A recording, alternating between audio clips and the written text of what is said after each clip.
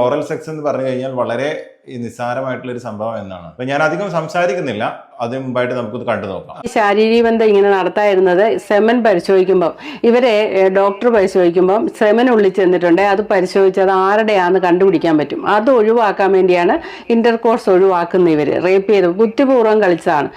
പച്ച മലയാളത്തിൽ പെനിട്രേഷൻ നടത്തണം അല്ലേ? മലയാളത്തിൽ പറയുന്നതിന് ചില ആൾക്ക് ബുദ്ധിമുട്ടുള്ളതുകൊണ്ട് ചില വാക്കുകൾ ഇംഗ്ലീഷിൽ പറയുന്നു. പെനിട്രേഷൻ നടന്നിരിക്കണം. No vaginal intercourse. Oral sex ജയിച്ചു എന്നാണ് അത് മാത്രം. സാക്ഷി, ഒന്നാം സാക്ഷി ഇരയാണ്. ഇര തന്നെ പറഞ്ഞിട്ടുണ്ട്. ടെസ്റ്റ് എന്ന് പറഞ്ഞു കഴിഞ്ഞാൽ 2 fingers easily going inside എന്ന് പറയുന്ന ടെസ്റ്റാണ്. അതാണ് ഡോക്ടർ നടത്താറുള്ളത്. കന്യകയാണോ എന്നുള്ള പരിശോധനയ്ക്ക് തയ്യാറായില്ല.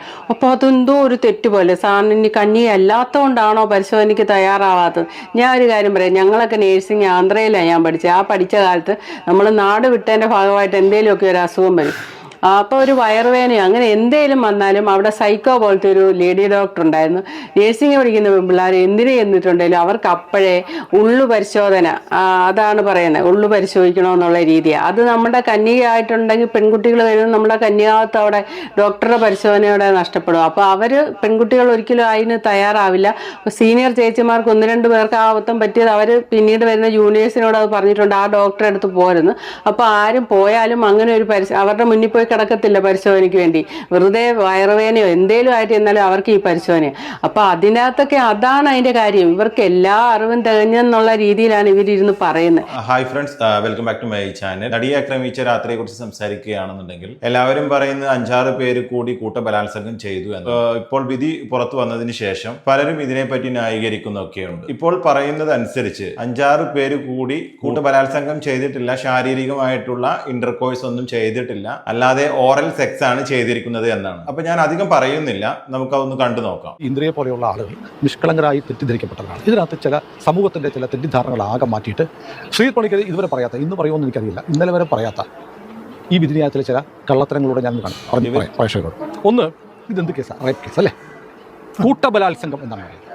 അതായത് നമ്മുടെ ഇന്ത്യൻ ശിക്ഷാ നിയമത്തിൽ ബലാത്സംഗം ഇത് BNS ഭാരതീയ ന്യായ സംഹിത വരുന്നതിന് മുമ്പുള്ള കേസാണ്. അതുകൊണ്ട് ഇന്ത്യൻ ശിക്ഷാ നിയമപ്രകാരമാണ് ഇത് വിചാരണ ചെയ്യപ്പെട്ടത്. ഇന്ത്യൻ ശിക്ഷാ നിയമത്തിലാണെങ്കിൽ IPC 375, BNS 63, അതാണ് ബലാത്സംഗത്തിൻ്റെ നിർവചനം വരുന്നത്, വകുപ്പ് വരുന്നത്. അപ്പോൾ ബലാത്സംഗം എന്ന് പറയുമ്പോൾ നമുക്ക് ഒരു ധാരണയുണ്ട് എന്താണ് ബലാൽ എന്താണെന്ന് പറഞ്ഞിരിക്കുന്നത്. പച്ച മലയാളത്തിൽ പെനിട്രേഷൻ നടത്തണം അല്ലേ? മലയാളത്തിൽ പറയുന്നതിന് ചില ആൾക്ക് ബുദ്ധിമുട്ടുള്ളതുകൊണ്ട് ചില വാക്കുകൾ ഇംഗ്ലീഷിൽ പറയുന്നു. പെനിട്രേഷൻ നടന്നിരിക്കണം. അപ്പോൾ ആളുകൾ നമ്മുടെ സമൂഹത്തിലെ ഭൂരിപക്ഷം പേരും എഴുതിയിരിക്കുന്നത് കൂട്ടബലാത്സംഗം നടന്നു എന്ന് പറഞ്ഞാൽ ഓടുന്ന ഒരു വണ്ടിക്കുള്ളിൽ വെച്ച് നിസ്സഹായ ആയ ഒരു പെൺകുട്ടിയെ 6 മല്ലന്മാർ ചേർന്ന് കൂട്ടബലാത്സംഗം നടത്തി, അതായത് പെനിട്രേഷൻ നടത്തി എന്നാണ് ആളുകൾ ആദ്യമേ ധരിക്കുക. അങ്ങനെ നമ്മളൊക്കെ ബലാത്സംഗം എന്ന് പറഞ്ഞാൽ കരുതിയിരിക്കുന്ന ആ സംഭവം കേസ് നടന്നിട്ടില്ല. നടന്നതായും ഈ പറയുന്ന അതിജീവിതയ്ക്ക് പരാതിയില്ല, പ്രോസിക്യൂഷൻ കേസില്ല. പിന്നെ മറ്റൊരു കാര്യം നടന്നില്ല. ആ മറ്റൊരു കാര്യവും ഇപ്പോൾ ബലാത്സംഗത്തിൻ്റെ പരിധിയിലാണ് കണക്കാക്കുന്നത്. അപ്പോൾ ബലാത്സംഗം എന്ന് പറഞ്ഞാൽ സമൂഹത്തിൻ്റെ മനസ്സിലുള്ള ആ ഒരു പ്രക്രിയ ഉണ്ടല്ലോ, ഓറൽ സെക്സ് ജയിച്ചു എന്നാണ് അത് മാത്രമാണ് ഇതിനകത്തുള്ളത്. അതാണ് ഒന്നാമത്തെ കേസ്. രണ്ടാമത്തെ ഏറ്റവും പ്രധാനപ്പെട്ട കാര്യം, ഇതിനകത്ത് വളരെ കൃത്യമായി പറയുന്ന കാര്യം, ഇതിൻ്റെ തുടക്കം മുതൽ പറയുന്ന ഒരു കാര്യം, അതായത് ഈ സംഭവം നടന്നല്ലോ, ഈ പറഞ്ഞ പോലെ വൈദ്യപരിശോധന നടത്തി. ലാലിൻ്റെ വീട്ടിലാണ് നടിയെത്തുന്നത്. ഈ വൈദ്യപരിശോധന നടത്തിയത് പ്രധാനപ്പെട്ട ഈ എക്സിബിറ്റ് P113 എന്ന് പറയുന്ന ഒരു മെഡിക്കൽ റിപ്പോർട്ടുണ്ട്. അതിനകത്ത് നേരത്തെ പറഞ്ഞതുപോലെയുള്ള ബലാത്സംഗം എന്ന് പറഞ്ഞാൽ നമ്മുടെ മനസ്സിൽ വരുന്ന ഈ സംഭവമല്ല നടന്നതെന്ന് പറയുന്നുണ്ട്. പിന്നെ ഈ 5-6 പേർ ചേർന്നാണോ നടത്തിയത്? 5-6 പേർ ചേർന്ന് നേരത്തെ പ്രിയൻ പറഞ്ഞ കാര്യം ചെയ്തു എന്നല്ല, ഒരാൾ ചെയ്തു എന്നാണ്. ബാക്കിയുള്ളവർ അതിന് ഒത്താശ ചെയ്തു കൊടുത്തു. അപ്പോൾ ഒത്താശ ചെയ്തു കൊടുത്ത ആളുകളെയും അത് ചെയ്ത ആളുകൾക്ക് തുല്യമായ കുറ്റകൃത്യത്തിൽ ഉൾപ്പെടുത്തി. അല്ലാതെ ആളുകൾ പറയുന്നത് പോലെ 5-6 പേർ ചേർന്ന് ഒരു പാവം പെൺകുട്ടിയെ അങ്ങ് പീഡിപ്പിച്ചു എന്നല്ല. ഞാൻ അപഹസിക്കാൻ പറഞ്ഞല്ല. ക്രൈം എപ്പോഴും ക്രൈമാണ്. പക്ഷേ അങ്ങനെയാണ് സമൂഹം ധരിച്ചു വെച്ചിരിക്കുന്നത്. അത് തെറ്റാണ്. മനസ്സിലായല്ലോ? അത്രയും ക്ലിയറാണ്. പിന്നീട് വളരെ കൃത്യമായി പറയുന്നു, നോ വജൈനൽ ഇന്റർകോഴ്സ് നടന്നിട്ടില്ല. അപ്പോൾ ആ ബലാത്സംഗം എന്ന് പറയുന്ന സമൂഹം ധരിച്ചു വെച്ചിരിക്കുന്ന കൃത്യം നടന്നിട്ടില്ല എന്ന് ഈ വിധിന്യായത്തിലുണ്ട്. സാക്ഷി, ഒന്നാം സാക്ഷി ഇരയാണ്. ഇര തന്നെ പറഞ്ഞിട്ടുണ്ട്. പിന്നീട് ഏറ്റവും പ്രധാനപ്പെട്ട കാര്യം, അപ്പം വലിയ ഇങ്ങനെ ബലം പ്രയോഗിക്കുമ്പോൾ 5-6 പേരൊക്കെ വന്ന് പിടിക്കുമ്പോൾ ഒരു സാധാരണയായിട്ടൊരു പ്രതിരോധിക്കാൻ ശ്രമമൊക്കെ ഉണ്ടാവുമല്ലോ. അപ്പോൾ ശാരീരികമായ മുറിവുകളുണ്ടോ എന്ന് ചോദിക്കുന്നുണ്ട്. ചെറിയ ചില പാടുകളുണ്ട്. ഒരു വളരെ മൈൽഡായിട്ട് ലെഫ്റ്റ് ആം, ഇടത്തെ കയ്യിൽ 1 സെൻറ്റിമീറ്ററുള്ള ഒരു പോറലുണ്ട്. 1 സെൻറ്റിമീറ്റർ ഉള്ള പോറൽ. പിന്നെ അതുപോലെ അങ്ങനെ ചെറിയ വളരെ നേരിയ ചില പോറലുകളുണ്ട് കൈകളിൽ എന്നാണ് പറയുന്നത്, കൈകളിലും ടോയിലും. അപ്പോൾ അപ്പോൾ ബലം പ്രയോഗിച്ചില്ലേ എന്ന് ചോദിച്ചാൽ പേടിച്ചിട്ട് ജീവൻ പോയാലോ എന്ന് കരുതിയിട്ട് ആ പെൺകുട്ടിക്ക് ഒന്നും ചെയ്യാൻ പറ്റിയില്ല എന്തൊരു വാദം പറയാം. അതുകൊണ്ട് അവൾക്ക് മുറിവുണ്ടായില്ല അല്ലേ, അതാണോ നീ ഡിഫൻസ് ആയിട്ട് പറയുന്നത് എന്നുള്ള ചോദ്യം ഞാൻ വരും. അതുകൊണ്ട് ഞാൻ പറയുന്നത് ശരിയാണ്, ഭയചകിതയായ ഒരു പെൺകുട്ടി ചിലപ്പോൾ താൻ കൊല്ലപ്പെട്ടേക്കാം എന്ന് കരുതിയിട്ട് പറയുന്നുണ്ട്. നീ ഇപ്പോൾ സഹകരിച്ചാൽ നിന്നെ പെട്ടെന്ന് വിടും, ഇല്ലെങ്കിൽ നിന്നെ ഇവിടുന്ന് കൊണ്ടുപോകും, DD റിട്രീറ്റിൽ കൊണ്ടുപോകും, അവിടെ വേറെ ആളുകളുണ്ടാവും, ചിലപ്പോൾ മയക്കുമരുന്ന് വരും എന്നൊക്കെ പറഞ്ഞായിട്ട് പറയുന്നു. അപ്പോൾ സ്വാഭാവികമായിട്ടും ആ പെൺകുട്ടി ഒരുപാട് പ്രതിരോധിക്കാൻ നിന്നിട്ട് ഉണ്ടാവില്ല. അപ്പം മുറിവുകളില്ല എന്ന് പറയുന്നത് ഈ പറഞ്ഞ വാദം വെച്ച് തള്ളാം. പക്ഷേ ഏറ്റവും പ്രധാനമായിട്ട് പറയുന്നു, അതായത് ഈ 113ാമത്തെ രേഖ എക്സിബിറ്റ് രേഖയിൽ it boat out that exhibit P113 does not contain any reason for the unwillingness of PW1 for the vaginal exam. അതായത് ബലാത്സംഗം എന്ന് പറയുന്ന കൃത്യം നമ്മളൊക്കെ കരുതുന്ന പ്രക്രിയയാണോ നടന്നതെന്ന് അറിയാനായിട്ട് വെളുപ്പിനെ 5 മണിക്ക് കളമശ്ശേരിയിലെ ഡോക്ടറെ അടുത്ത് കൊണ്ടുപോകുമ്പോൾ, ഗൈനക്കോളജിസ്റ്റാണ്, കൊണ്ടുപോകുമ്പോൾ അവരോട് ശരീരത്തിലെ ഒരു പ്രത്യേക ഭാഗം പരിശോധിക്കാൻ ഈ അതിജീവിത സമ്മതിച്ചില്ല.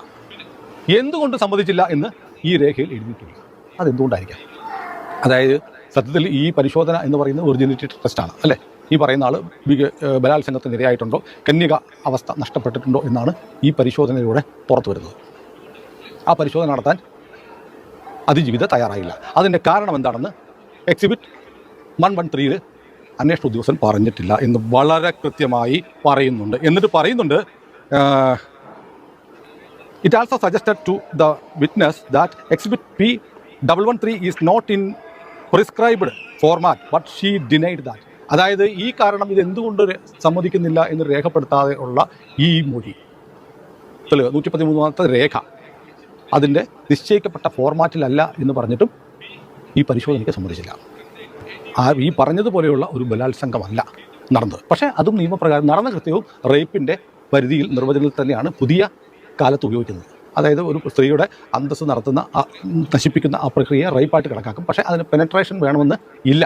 അപ്പോൾ റേപ്പ് തന്നെയാണ് കുറ്റം. പക്ഷേ ആദ്യമേ ഇത് പൊതുജനം മനസ്സിലാക്കേണ്ടത്, നിങ്ങൾ മനസ്സിലാക്കി വെച്ചിരിക്കുന്ന തരത്തിലുള്ള റേപ്പ് നടന്നിട്ടില്ല, വജൈനൽ ഇന്റർകോഴ്സ് നടന്നിട്ടില്ല. മാത്രമല്ല അങ്ങനെ ആ ഭാഗം പരിശോധിക്കാനുള്ള ടെസ്റ്റ് നടത്താൻ ഇര സമ്മതിച്ചിട്ടില്ല. ആ ടെസ്റ്റ് എന്ന് പറഞ്ഞു കഴിഞ്ഞാൽ 2 ഫിംഗേഴ്സ് ECD ഗോയിങ് ഇൻസൈഡ് എന്ന് പറയുന്ന ഒരു ടെസ്റ്റാണ്. അതാണ് ഡോക്ടർ നടത്താറുള്ളത്. ഞാനത് വിശദമായിട്ട് പറഞ്ഞില്ലെന്നേ ഉള്ളൂ. അത് നടത്താൻ ഇര സമ്മതിച്ചില്ല എന്നും വളരെ കൃത്യമായി പറയുന്നുണ്ട്. അത് എന്തുകൊണ്ടാണെന്നുള്ളത് അവർക്ക് മാത്രം അറിയാവുന്ന കാര്യമാണ്. എന്തുകൊണ്ട് സമ്മതിക്കുന്നില്ല എന്ന് ഈ ഫോർമാറ്റിൽ രേഖപ്പെടുത്തിയിട്ടില്ല എന്നും പറയുന്നുണ്ട്. അത് വളരെ പ്രധാനപ്പെട്ട ഒരു കാര്യമാണ്. 1 മിനിറ്റ്. ഇനി നമുക്ക് അടുത്തതായിട്ട് നമുക്കൊരു ചേച്ചി ഇതിനെക്കുറിച്ച് എക്സ്പ്ലെയിൻ ആയിട്ട് ഡിഫൈൻ ചെയ്തിട്ട് പറയുന്നത്, what is intercourse, what is oral sex, അതുപോലെ തന്നെ ഇതുമായിട്ട് റിലേറ്റഡ് ആയിട്ടുള്ള കുറച്ച് കാര്യങ്ങൾ ഒരു ചേച്ചി നമുക്ക് എക്സ്പ്ലെയിൻ ചെയ്യുന്നുണ്ട്. ഞാൻ അധികം ഇതിനെക്കുറിച്ച് സംസാരിക്കുന്നില്ല. അതിനു മുമ്പ് ഈ ചേച്ചിയുടെ വീഡിയോ കൂടെ ഒന്ന് കണ്ടു നോക്കും. വജൈനൽ ഇന്റർകോഴ്സ് നടന്നിട്ടില്ല, പിന്നെ നിങ്ങളൊക്കെ വിചാരിക്കുന്ന പോലെ അത്ര വലിയ റേപ്പൊന്നുമല്ല നടന്നിരിക്കുന്നേ എന്നൊക്കെ പറയുമ്പോൾ പുള്ളിക്കാരൻ മനസ്സിലാക്കി വെച്ചിരിക്കുന്നത് ആ പഴയ കാലത്തെ റേപ്പ് ഉണ്ടല്ലോ, ശാരീരിക ബന്ധം, പീഡനം, അങ്ങനത്തെയുള്ള ഒരു റേപ്പ്, ആ റേപ്പ് നടന്നിട്ടില്ല. അതുകൊണ്ട് ഈ ഒരു സംഭവത്തിനെ പുള്ളിക്കാരൻ അറിഞ്ഞോ അറിയാതെയോ വളരെ നിസ്സാരവൽക്കരിച്ച് അങ്ങോട്ട് വിടുന്നുണ്ട്. ഞാൻ ചോദിക്കട്ടെ, ഈ പണ്ടത്തെ നമ്മുടെ മലയാളികളുടെ സംസ്കാരം അനുസരിച്ച് ഈ ഓറൽ സെക്സ് എന്ന പരിപാടിയില്ല. ഈ സായിപ്പിൻ്റെ സംസ്കാരം നമ്മൾ കൂട്ടുപിടിച്ചപ്പോൾ കടന്നു വന്ന ഒരു സംഭവമാണ് ഈ ഓറൽ സെക്സ്. അത് നമ്മുടെ മലയാളിത്തമുള്ള സ്ത്രീകൾക്ക് പോലും അത്ര ഒട്ടും തന്നെ താല്പര്യമില്ലാത്ത ഒരു കാര്യമാണ് ഈ ഇന്റർകോഴ്സിനെക്കാട്ടും കൂടുതലായിട്ട്. അങ്ങനെയുള്ളപ്പം ഈ ശാരീരിക ബന്ധം ഇങ്ങനെ നടത്തായിരുന്നത് സെമൻ പരിശോധിക്കുമ്പം, ഡോക്ടർ പരിശോധിക്കുമ്പം സെമൻ ഉള്ളിൽ ചെന്നിട്ടുണ്ട്, അത് പരിശോധിച്ചത് ആരുടെയാണെന്ന് കണ്ടുപിടിക്കാൻ പറ്റും. അത് ഒഴിവാക്കാൻ വേണ്ടിയാണ് ഇന്റർകോഴ്സ് ഒഴിവാക്കുന്ന റേപ്പ് ചെയ്ത് ബുദ്ധിപൂർവ്വം കളിച്ചതാണ്. അല്ലെ അത് ആരാന്നറിയാം, റേപ്പിലൊക്കെ പിടിക്കുന്ന അറിയത്തില്ലേ. പിന്നെ ഓറൽ സെക്സ് ആണെന്ന് പറയുമ്പോൾ അതെന്തോ നിസ്സാരവൽക്കരിച്ച്, ബോഡി ലാംഗ്വേജ് ഇങ്ങനെയാണ് പുള്ളിക്കാരൻ്റെ, നിസ്സാരവൽക്കരിച്ച്. നിങ്ങളൊന്നും ആലോചിച്ച് 5-6 ആണുങ്ങൾ കൂട്ടി ഒരു പെണ്ണിനെ രാത്രി കാറിലിട്ടിട്ട് ബലമായിട്ട് 5-6 ആൾക്കാർ പിടിച്ചു വെച്ചിട്ട് മറ്റൊരുത്തൻ ഓറൽ സെക്സ് ചെയ്യുമ്പോൾ ആ പെണ്ണ് കുടല് മറിയുന്ന പോലെ എത്ര വട്ടം ഛർദ്ദിച്ച് കാണും. അപ്പോൾ ഇവരുടെ സംസാരം, ഈ ചർച്ച നടത്തിയവർ സ്ത്രീകളെ ഇവർ എങ്ങനെയാണ് കരുതുന്നത്, ഫക്കിംഗ് ഇൻസ്ട്രുമെന്റ് എന്ന് പറയാറില്ലേ, അതുപോലെ തന്നെ കരുതി ഒരു വിലയും കൊടുക്കാതെ ന്യായീകരിച്ചോട്ടെ. ദിലീപിനെ ന്യായീകരിക്കോ, പൾസർ സുനിയെ ന്യായീകരിക്കോ, എന്ത് വേണേലും ന്യായീകരിച്ചോട്ടെ. പക്ഷേ ഈ ചെയ്ത പ്രവൃത്തിയെ വളരെയധികം നിസ്സാരവൽക്കരിച്ചു. അതായത് റേപ്പ് നടന്നിട്ടില്ലെന്നേ, മലയാളികൾ കരുതുന്ന റേപ്പ് നടന്നിട്ടില്ല. ഇത് ഞാൻ നേരത്തെ അറിഞ്ഞ സംഭവം തന്നെയാണ് കേട്ടോ. റേപ്പ് എന്ന് പറഞ്ഞാൽ ഇങ്ങനത്തെ കാര്യമാണ് നടന്നെന്ന് ആ സംഭവം നടന്ന ആ കാലത്ത് അറിഞ്ഞിട്ടുണ്ട്. അതെങ്ങനെയാണെന്ന് ഞാൻ പറയുന്നില്ല, അറിഞ്ഞിട്ടുള്ള സംഭവമാണ്. വാമൊഴിയായിട്ട് പലരായിട്ട് പറഞ്ഞറിഞ്ഞിട്ടുള്ളതാണ്, അല്ലാതെ ലീക്ക് ചെയ്തൊന്നുമല്ല. പക്ഷേ എങ്കിൽ എനിക്കിപ്പോൾ ഇത് ചെയ്യണമെന്ന് തോന്നി, ഈ വീഡിയോ ചെയ്യണമെന്ന് തോന്നിയത് ഒരു പെണ്ണായതുകൊണ്ടാണ്. കാരണം ഇവരൊക്കെ എന്താണ് മനസ്സിലാക്കി വെച്ചിരിക്കുന്നത്? ഓറൽ സെക്സ് എന്ന് പറയുമ്പോഴത്തേനും ഇവർ അതിനെ എന്തോ ഒരു ഗെയിം കളിച്ച മാതിരിയുള്ള ഒരു അത് അങ്ങനെ പീഡനമൊന്നും നടന്നിട്ടില്ല, ഇത് മാത്രം നടന്നിട്ടുള്ളൂ. പിന്നെ ഇന്നത്തെ കാലമായതുകൊണ്ട് കോടതി അതിനെ റേപ്പിൻ്റെ പരിധി കൊണ്ടുവന്നു. അത് വലിയ ബുദ്ധിമുട്ടായിപ്പോയി ഇവർക്ക്. അത്രയുള്ളെന്ന് എത്ര നിസ്സാരമായിട്ടാണ് പറയുന്നത്. നിങ്ങൾ സ്ത്രീകളായിട്ടുള്ളവർ കേൾക്കുന്നവരും മനസ്സിലാക്കുക, നിങ്ങൾക്കത് മനസ്സിലാക്കാൻ സാധിക്കും. ഇൻ്റർകോഴ്സ് അല്ല നടന്നത്, അത് ഓറൽ സെക്സ് ആണ് നടന്നത്. അതുകൊണ്ട് അതിന് വലിയ കാര്യമൊന്നുമില്ല എന്ന് പറയുമ്പോൾ ഒരു പെണ്ണിൻ്റെ ഒരു അവസ്ഥ, ആ പെണ്ണ് എത്ര വട്ടം ഛർദ്ദിച്ചിട്ടുണ്ടായിരിക്കുമെന്നാണ് ഞാൻ വിചാരിക്കുന്നത് ഇത് കേൾക്കുമ്പോൾ. ഈ പെണ്ണെന്ന് പറയുന്നതിന് ഇവർക്കൊന്നും മനസ്സിലാവുന്നില്ലല്ലോ എന്ന് ഓർക്കുന്നത്. ഒന്നും പറയാനില്ല. ഇവരെയൊക്കെ എന്നതാ പറയണ്ടേ? ഇങ്ങനെ ചാനലിൽ വന്നിരുന്ന് ചർച്ച ചെയ്തിട്ട് ഇവർ വളരെ ബുദ്ധിപൂർവ്വം വിധി ഓരോന്നിടത്ത് വായിച്ച് മനസ്സിലാക്കി അവൻ പൾസർ സുനി ശാരീരിക ബന്ധത്തിൽ ഏർപ്പെട്ട് സെമൻ ഒന്നും ഇജാക്കുലേഷൻ ഒന്നും നടക്കാത്തതുകൊണ്ട് അതിനെ ഒരു റേപ്പായിട്ട് അവർ കണക്കാക്കുന്നില്ല. മറിച്ച് അവൻ ചെയ്ത പീഡനം, വൃത്തികേട് എന്താണ് അധികം പറയാൻ പറ്റത്തില്ല. ഞാൻ അങ്ങനെ സംസാരിക്കാറില്ലാത്തതുകൊണ്ട് എനിക്ക് പറയത്തില്ല. പക്ഷേ ഞാനും നേഴ്സിംഗ് ഒക്കെ കഴിഞ്ഞാണ്, അതുകൊണ്ട് എനിക്കിതേപ്പറ്റി പറയാൻ പറ്റും. പിന്നെ വീഡിയോയിൽ എനിക്ക് മടിയുള്ളതുകൊണ്ട് പറയാത്ത. പിന്നെ ഇവർ വേറൊരു കാര്യം വലിയ തെറ്റായിട്ട് പറയുന്നില്ലേ, കന്യകയാണോ എന്നുള്ള പരിശോധനയ്ക്ക് തയ്യാറായില്ല. അപ്പോൾ അതെന്തോ ഒരു തെറ്റ് പോലെ. സാറിന് കന്യകയല്ലാത്തതുകൊണ്ടാണോ പരിശോധനയ്ക്ക് തയ്യാറാവാത്തത്?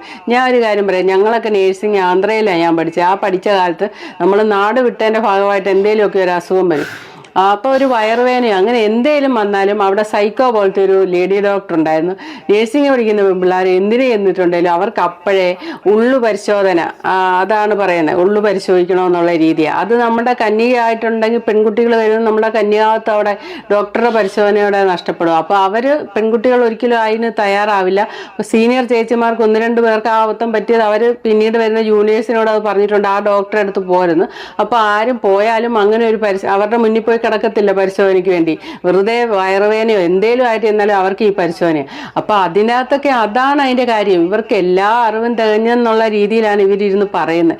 എന്താണേലും ഇവരൊക്കെ സ്ത്രീകളെ ഇപ്പോഴത്തെ സമൂഹം ആരെയൊക്കെയോ ന്യായീകരിക്കാൻ, ദിലീപിനെ ന്യായീകരിക്കാനായിരിക്കാം, ആരെ ന്യായീകരിക്കാനാണേലും പറഞ്ഞു വെക്കുമ്പോൾ ഇവരൊക്കെ മനസ്സിലാക്കിയിരിക്കുന്ന സ്ത്രീകൾ എന്ന് പറയുന്നത് ആരാണെന്നാണ് ഞാൻ ഓർക്കുന്നത്. ഇവർക്ക് അമ്മയുണ്ടാവാം, പെങ്ങളുണ്ടാവാം, ഭാര്യ ഉണ്ടാവാം. ഈ ഭാര്യയുടെയൊക്കെ കൂടെ വർഷങ്ങളായിട്ട് ജീവിക്കുന്നതാണ്.